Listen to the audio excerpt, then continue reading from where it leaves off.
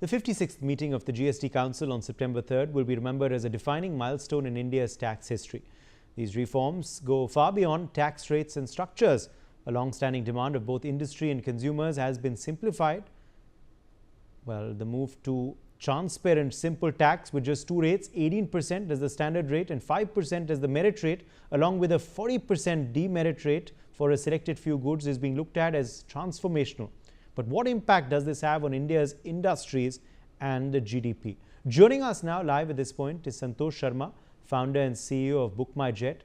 Santosh Sharma, how do you view these sweeping reforms brought in for the GST structure? Well, first of all, thank you so much for having me here on this show. I have a mixed feeling, actually, if you ask me very frankly. Because on one hand, if for charters, if for private hiring of charter planes remains same at 18%, wherein for buying an aircraft, because when you buy an aircraft in India, there are two categories. One is NSOP, non-scheduled operator permit, under which we have to pay approximately 5%. That remains same, thankfully. However, the bad news is if you want to buy an aircraft in a private category, from 28%, it has gone up to almost 40%. Now, that is going to be a bit discouraging for all the people because, personally speaking, we have got a couple of clients who were deliberating on buying their own private jet. Now they have taken a back foot.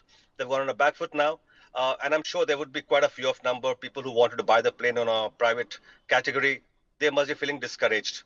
And of course, when the hike from 12% to 18% on business class and first class, that has also gone up to 18%. I would not say that is going to have much of an impact because people who are flying, those kind of aircraft, class, they have no choice but to pay that. Whether you call it unfortunate, fortunate, but then by default they will have to pay this, and I don't think so. There'll be any kind of negative effect on people flying first class or business class, and more so the way our economy is growing. I don't think so people will have any complaint out there. Yes, of course there would be an element of some discouragement over there, but then I guess they have no choice. So that's all from my side. Right. Now, as far as, of course, also these reforms are concerned, Prime Minister Modi has indicated that more reforms are in the offing. Would you welcome that as something that our economy does need to perhaps offset the impact that the tariffs will have and other geopolitical, situations will have on our economy? See, very frankly speaking, any reform which is good for the economy, of course, it's always welcome. But it has to have a long-term impact. It just cannot be like for the heck of announcing. I think what we need is, a formal reforms, which is good for the customers, the consumers in the long run, right? I mean, the Donald Trump government have come out with some tariff which sounds a bit ridiculous to me. Frankly speaking, it's pretty ridiculous. But then, I have no control over it.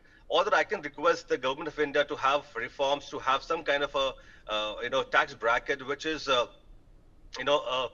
going to help us in the long run. At the same time, speaking from general aviation perspective, we have been paying a very high tax. I'll just give a small example. Today, in most of the airports, the handling charges have gone up massively. We are paying more than ₹1,00,000 in Lucknow airport, wherein it was supposed to be 20-30,000 once upon a time. Now, this is pinching those customers who are flying charter planes, especially in tier 2, tier 3 cities where people have started chartering aircraft to, in a very large way after COVID.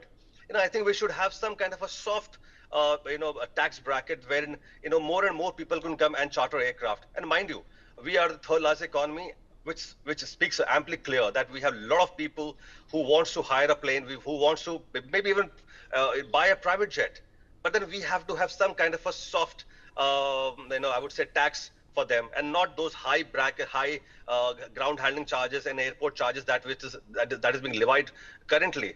So that's something which I would really help from the government, that if you can pay attention towards these high taxation at the airports and aircraft area. Thank you. All right, let's leave it at that. Appreciate you joining us, Mr. Sharma, with your perspective on this story.